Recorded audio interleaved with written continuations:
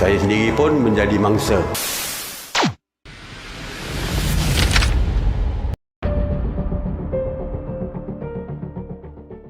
Yang digabungkan dari perkataan informasi dan pandemik, di mana makna yang disebarkan sebagai maklumat benar ataupun tidak benar, serta penularan wabak penyakit ataupun wabak yang meluas. Dengan kemudahan teknologi maklumat yang ada menyebabkan segelintir pihak yang tidak bertanggungjawab untuk menyebarkan berita-berita palsu menjadi satu peluang bagi mereka. Menurut Dr. Hafiz Hakimi Harun, pandemik COVID-19 ini dimensikan terhadap kaedah penularan penyakit berjangkit. Kemajuan teknologi maklumat pada hari ini memudahkan penyebaran berkenaan tentang informasi semasa sekaligus membantu untuk menangani masalah pandemik COVID. Di antara punca-punca tersebarnya berita palsu disebabkan mudah terpedaya. Golongan ini apabila mendapat maklumat ataupun informasi, mereka terus menyebarkan sebelum memastikan berita itu adalah palsu atau tidak. Yang kedua ialah tidak cilik media. Apabila sesuatu berita atau maklumat disampaikan, mereka ini tidak sahihkan kualiti informasi ataupun berita yang disampaikan. Penyebaran berita melalui media sosial hari ini bagaikan sambaran kilat.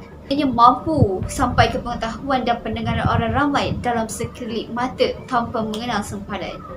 Malangnya, kesahihan berita tidak menjadi keutamaan. Fenomena infodemik bukanlah satu perkara yang baru, namun ia kini telah menjadi perkara yang sebati dalam diri.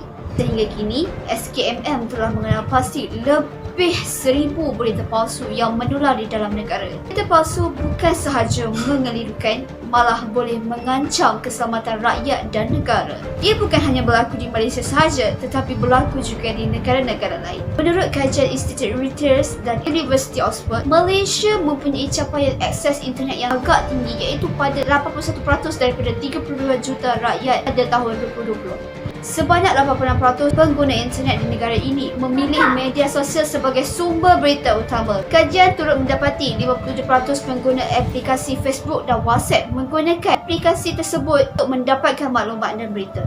Dapatan data kajian ini cukup menggusarkan kerana kurangnya elemen semakan terhadap maklumat di media sosial dibandingkan media sosial sedia ada, sekaligus menggalakkan berita palsu.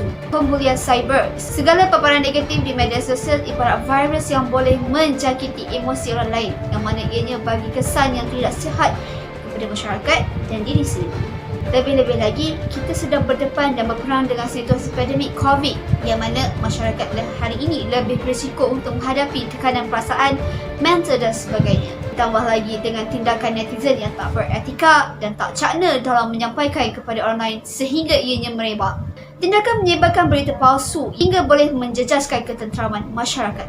Antara kesan penyebaran berita palsu dan infodemik ini ialah pertama, mencetuskan ketakutan psikologi terutama kepada golongan warga emas, yang mana ia boleh mendorong kepada masalah penyakit mental seperti depression, anxiety dan sebagainya. Seterusnya ialah boleh menimbulkan sensitiviti dan perbalahan antara kaum, boleh menjejaskan keharmonian kaum. Mereka tak bertanggungjawab dan memberi perspektif yang tidak tepat tentang perkara yang sebenar hingga mengundang keresahan dan kebencian tanpa usul periksa. Allah Subhanahu wa taala telah berfirman di dalam Al-Quranul Karim, "Ya ayyuhallazina amanu in ja'akum fasiqun binaba'in fatabayyanu." Ayat ini bermaksud, wahai orang-orang yang beriman, jika datang kepada kamu orang yang fasik membawa satu kabar berita, hendaklah kamu selidiki terlebih dahulu berita itu. Perbahasan kita yakni infodemik dan juga pandemik yang begitu sangat membimbangkan yang berlaku di negara kita. Nabi sallallahu alaihi wasallam bersabda, "Kafa bil mar'i kadziban ayyuhaddisa bi kulli ma sami'." Cukuplah seseorang itu dianggap sebagai pendusta ataupun dikatakan sebagai pendusta apabila dia menyampaikan setiap yang dia dengar tu tanpa tabayyun, maksudnya di sini tanpa menyelidiki sesuatu kabar berita itu. kewajipan bagi kita umat Islam untuk sentiasa berwaspada dan menyelidiki setiap kabar-kabar berita yang sampai kepada kita. Adakah dia itu satu fakta ataupun satu auta? Ini sangat bertepatan dengan konteks perbahasan kita. Sekian, terima kasih.